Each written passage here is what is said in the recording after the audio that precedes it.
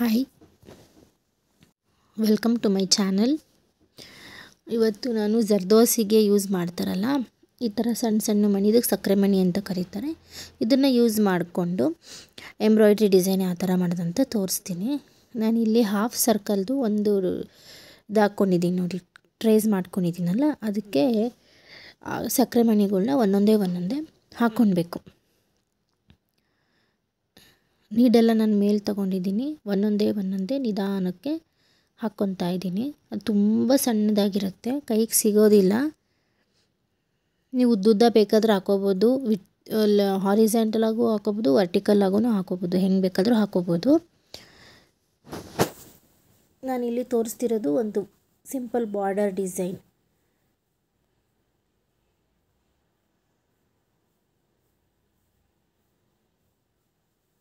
ನೋಡ್ಕೊಳ್ಳಿ ಡಿಸ್ಟೆನ್ಸು, ಇನ್ನು ಎಷ್ಟು ಬೇಕಾಗುತ್ತೋ ಅಷ್ಟು ಎಕ್ಸ್ಟ್ರಾ ಹಾಕ್ಕೊಂಡು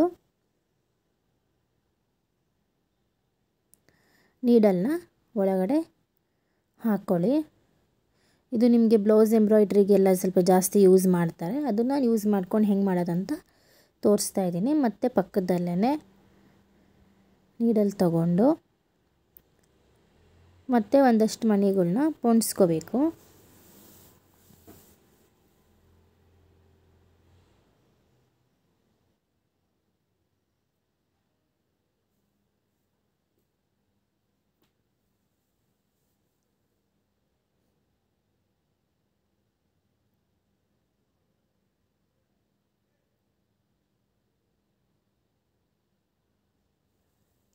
ಒಂದೊಂದೇ ಹಾಕ್ಕೊತಾ ಇದ್ದೀನಿ.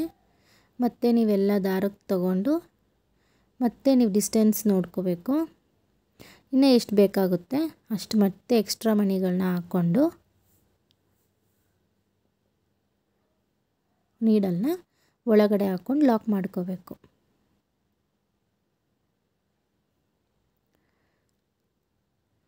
ಬರ್ತಾ ಒಂದೊಂದು ಕಡಿಮೆನೇ ಆಗುತ್ತೆ. ನೀಟಾಗಿ ಹಾಕ್ಕೊಂಡಾಗ ಹಾಫ್ ಸರ್ಕಲ್ ಕರೆಕ್ಟಾಗಿ ಕುತ್ಕೊಳ್ಳುತ್ತೆ. ಅದು ನೋಡಿ 2 ಲೈನ್ ಆಯಿತು. ಇವಾಗ 3ನೇ ಲೈನ್ ಹಾಕ್ಕೊತಾ ಇದ್ದೀನಿ.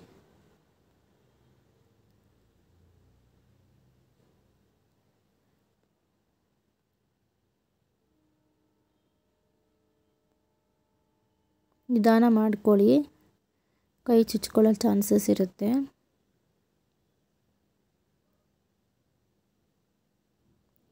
ಈ ಥರ ಎಲ್ಲ ಸೀಕ್ವೆನ್ಸ್ ಯೂಸ್ ಮಾಡಿದಾಗ ನಿಮಗೆ ಸ್ವಲ್ಪ ವರ್ಕು ಸ್ಲೋ ಆಗುತ್ತೆ. ಸ್ಯಾರೀಸ್ಗೆಲ್ಲ ಮಾಡ್ಕೋಬೇಕಂದ್ರೆ ಅದೆಲ್ಲ ಮಿಷಿನ್ ವರ್ಕ್ ಮಾಡಿಸ್ತಾರೆ, ಬೇಗ ಆಗುತ್ತೆ. ಬಟ್ ಕೈಯಲ್ಲಿ ಮಾಡ್ಕೋಬೇಕಾದ್ರೆ ಲೇಟ್ ಆಗುತ್ತೆ. ಸೊ ನೀವು ಸ್ಯಾರಿ, ಬ್ಲೌಸು, ಕುರ್ತೀಸು ಇದಕ್ಕೆಲ್ಲ ಬೇಗ ಮಾಡ್ಕೋಬೋದು. ಇದೆಲ್ಲ ಹಾಕ್ಕೊಂಡೆ ನೋಡಿ, 3 ಸ್ಟೆಪ್ಪು ಮುಗೀತು. ಇನ್ನು ಎಷ್ಟು ಬೇಕಾಗುತ್ತೆ ನೋಡ್ಕೋಬೇಕು. ಮತ್ತೆ ಪಕ್ಕಕ್ಕೆ ಹಾಕ್ಕೊತಾ ಇದ್ದೀನಿ ಇನ್ನೊಂದು ಲೈನು.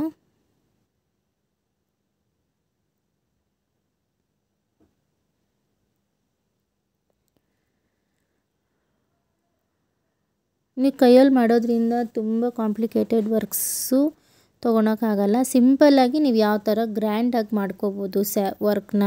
ಸ್ಯಾರಿ ಆಗಿರಲಿ, ಒಂದು ಬ್ಲೌಸ್ ಆಗಿರಲಿ, ಒಂದು ಕುರ್ತಿ ಆಗಿರಲಿ, ಅಥವಾ ಒಂದು ದುಪಟ್ಟಾಗಾದರೂ ಆಗಿರಲಿ, ಸಿಂಪಲ್ಲಾಗಿ ನೀವು ಬೇಗ ವರ್ಕ್ನ ಫಿನಿಷ್ ಮಾಡ್ಕೋಬೇಕು. ಆ ಥರ ನೀವು ಐಡಿಯಾ ಮಾಡ್ಕೋಬೇಕು.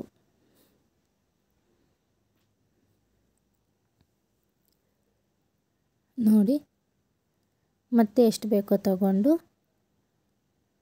ಇವಾಗ ನಂದು ಒಂದು ಎಕ್ಸ್ಟ್ರಾ ಆಯಿತು, ಅದಕ್ಕೆ ನಾನು ಏನು ಮಾಡಿದೆ, ತೆಗೆದೆ ಒಂದು.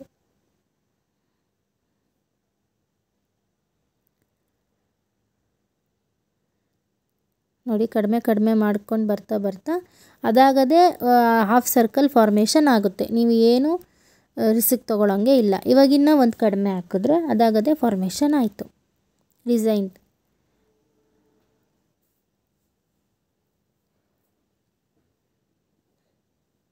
ಮತ್ತು ನೀಡಲ್ಲಿ ಆ ಕಡೆ ಹಾಕ್ಕೊಂಡು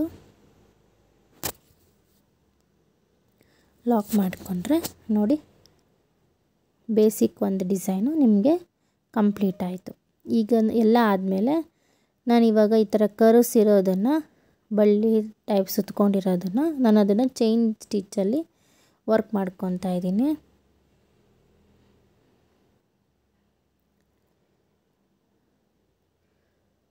ತುಂಬ ಸಣ್ಣಗಿದ್ದಾಗ ದಾರಗಳು ಸುತ್ತಕೊಳ್ಳುತ್ತೆ, ಎಳ್ಕೊಳ್ಳುತ್ತೆ.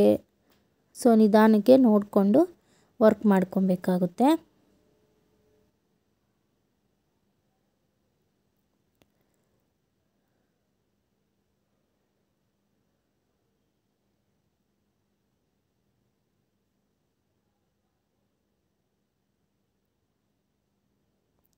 ನೋಡಿ ಚೈನ್ ಸ್ಟಿಚ್ ಹಾಕ್ಕೊತಾ ಇದ್ದೀನಿ ಇವಾಗ. ನೀವು ಸ್ಟೆಪ್ ಬೈ ಸ್ಟೆಪ್ ಯಾವ ಥರ ಮಾಡ್ತೀರಾ ಆ ಥರ ನಿಮಗೆ ವರ್ಕು ಚೆನ್ನಾಗೆ ಕಾಣ್ತಾ ಇರುತ್ತೆ. ನೋಡಿ ನಾನು ಫಸ್ಟ್ ಹಾಕಿದ್ದೀನಲ್ಲ ಬೀಡ್ಸು, ಅದು ಶೈನಿಂಗ್ ಆಗ್ತಾಯಿದೆ.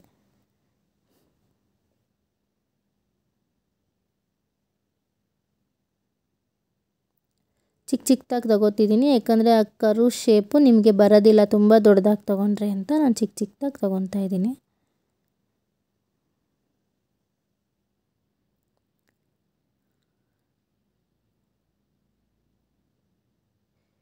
ನೀವೆಲ್ಲೋ ಸ್ಯಾರೀಸೆಲ್ಲ ಬ್ಲೌಸೆಲ್ಲ ನೋಡಿರ್ತೀರ, ಬಟ್ ಅದು ನೀವು ಈ ಥರ ಬೀಡ್ಸ್ ನೋಡಿರ್ತೀರ, ನೀವು ಯಾವ ಥರ ಹಾಕಬೇಕಂತ ಗೊತ್ತಾಗೋದಿಲ್ಲ. ಸೊ ಅದಕ್ಕೋಸ್ಕರ ನಾನು ಸಣ್ಣ ಸಣ್ಣ ಮೈನ್ಯೂಟ್ ಪಾಯಿಂಟ್ಸ್ನ ನಾನು ನೀಟಾಗಿ ನಿಧಾನಕ್ಕೆ ತೋರಿಸ್ಕೊಡ್ತಾ ಇದ್ದೀನಿ ಇಲ್ಲಿ. ಫ್ರೇಮ್ನ ತಿರುಗಿಸ್ಕೊಬೇಕು, ಆಗಲೇ ವರ್ಕು ನೀಟಾಗೆ ಬರೋದು. ಪೇಷನ್ಸಿಂದ ನಿಧಾನಕ್ಕೆ ಮಾಡ್ಕೋಬೇಕು. ನೋಡಿ ಕರು ನಿಧಾನಕ್ಕೆ ಮಾಡಿದ್ದಕ್ಕೆ ಚಿಕ್ಕ ಚಿಕ್ಕದಾಗಿ ತೊಗೊಂಡಿದ್ದಕ್ಕೆ ಚೆನ್ನಾಗೆ ಬಂದಿದೆ.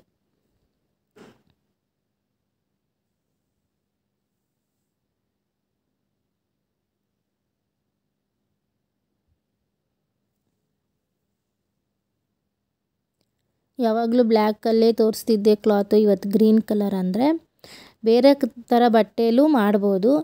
ಇವತ್ತು ನಾನೊಂದು ಸಿಂಪಲಾಗಿರೋದು ಒಂದು ಬ್ಲೌಸ್ ಪೀಸ್ ತೊಗೊಂಡಿದ್ದೀನಿ ಅಷ್ಟೇ. ಎಲ್ಲ ಥರ ಕ್ಲಾತಲ್ಲೂ ನಾನು ಮಾಡಿ ತೋರಿಸ್ತಾ ಇದ್ದೀನಿ. ನೋಡಿ ಒಂದಾಯಿತು, ಈಗ ಪಕ್ಕದಲ್ಲೇ ಇನ್ನೊಂದು ಮಾಡ್ತಾಯಿದ್ದೀನಿ.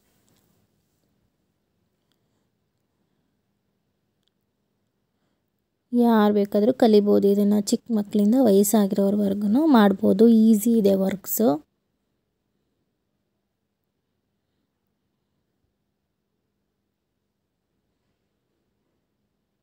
ನೆಕ್ಸ್ಟ್ ಹಬ್ಬಗಳು ಬರುತ್ತೆ, ನೀವೇ ಮಾಡ್ಕೋಬೋದು.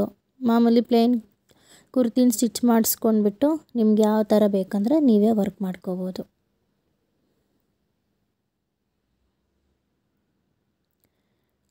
ಕಾಸ್ಟ್ ನಿಮಗೆ ಕಡಿಮೆ ಆಗುತ್ತೆ. ಥ್ರೆಡ್ ಎಲ್ಲ 5 ರೂಪೀಸ್ ಅಷ್ಟೇ. 10 ಗ್ರಾಮ್ಗೆ 20 ರೂಪಾಯಿ ಬೀಡ್ಸ್ ಇರುತ್ತೆ. ಅದು ನೀವು ಒಂದು ಸಲ ತೊಗೊಂಡ್ರೆ ಎಷ್ಟು ಬಟ್ಟೆ ಮಾಡ್ಬೋದು ಅದರಲ್ಲಿ. ಮ್ಯಾಕ್ಸಿಮಮ್ ಅಂದರೆ ನೀವು ಒಂದು 50 to 100 ರೂಪೀಸ್ ಸ್ಪೆಂಡ್ ಮಾಡಿದ್ರೆ ಒಂದು ಕುರ್ತಿ ವರ್ಕ್ ಮಾಡ್ಕೋಬೋದು ಆರಾಮಾಗಿ.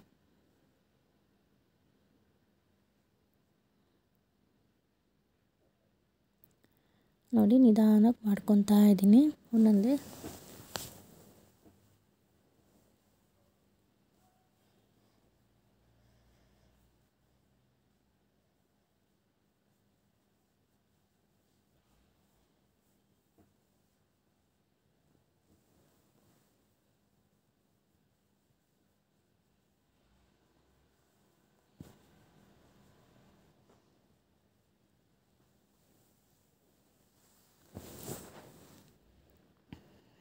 ಕಂಪ್ಲೀಟ್ ಆಗ್ತಾ ಇದೆ ಇದು.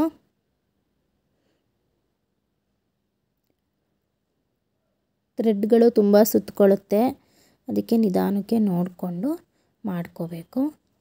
ನೋಡಿ ಇಷ್ಟ ಆಯಿತು. ಈ ಥರ ಕಾಣ್ತಾ ಇದೆ.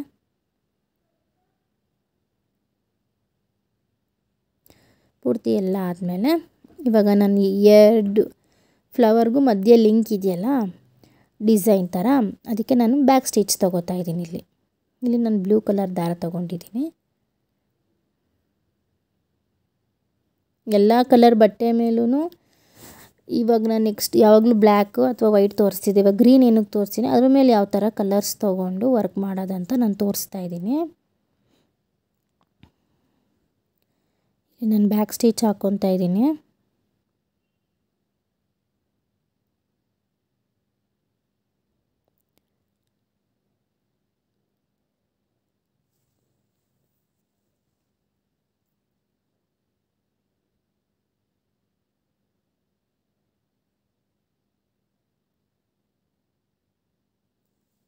ಇವಾಗ ಲೇಸಿ ಡೇಸಿ ಹಾಕ್ಕೊತಿದ್ದೀನಿ.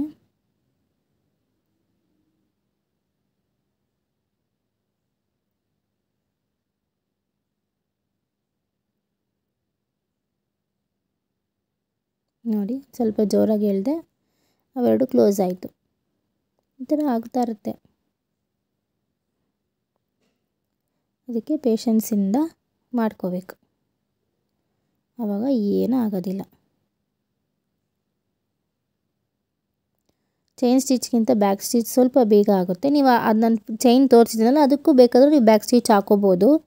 ನಾನು ಅದೇ ಅಂತ ಪರ್ಟಿಕ್ಯುಲರ್ ಯಾವ ಸ್ಟಿಚ್ಚು ಇಲ್ಲ. ಈ ಒಂದು ಡಿಸೈನ್ ಕಂಪ್ಲೀಟ್ ಮಾಡೋಕ್ಕೆ ನಿಮ್ಗೆ ಯಾವ್ದು ಕಂಫರ್ಟಬಲ್, ಯಾವ್ದು ಈಸಿ, ಯಾವ್ದು ಚೆನ್ನಾಗಿ ಕಾಣುತ್ತೆ, ನಿಮ್ಗೆ ಕಂಪ್ಲೀಟಾಗಿ ಯಾವುದು ಪರ್ಫೆಕ್ಟಾಗಿ ಮಾಡೋಕ್ಕೆ ಬರುತ್ತೆ ಆ ವರ್ಕ್ ತೊಗೊಂಡ್ರೆ ಸಾಕು.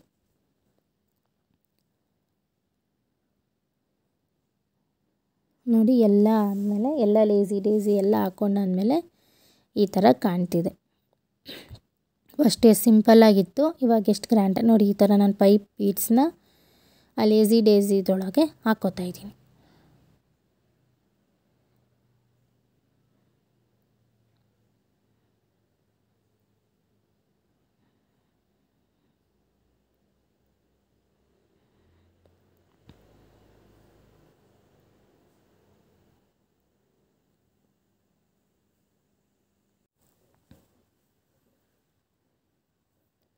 ಮಧ್ಯ ಗ್ಯಾಪಿಗೆ ನಾನು ಪೈಪ್ ಸೀಕ್ವೆನ್ಸ್ ಹಾಕ್ಕೊತಾ ಇದ್ದೀನಿ.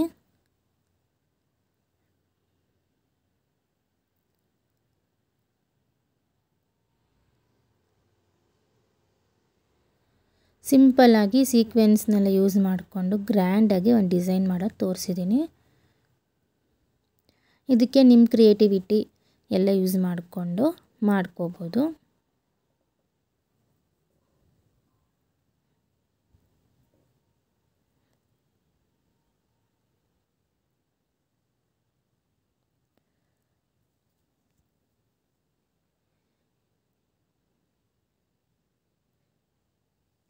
ನೋಡಿ ಎಲ್ಲ ಆದಮೇಲೆ ಈ ಥರ ಕಾಣುತ್ತೆ. ನಾನು ಮಧ್ಯೆ ಒಂದೊಂದು ಕುಂದನ್ ಸ್ಟೋನ್ಸ್ ಇಡ್ತಾ ಇದ್ದೀನಿ.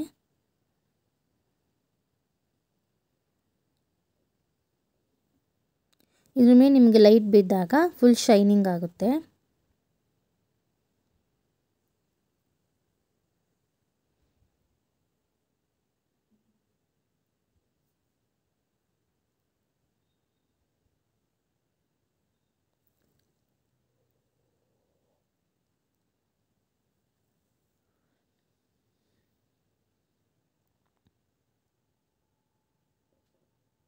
ನೋಡಿ ಎಷ್ಟು ಗ್ರ್ಯಾಂಡಾಗಿ ಕಾಣ್ತಾ ಇದೆ.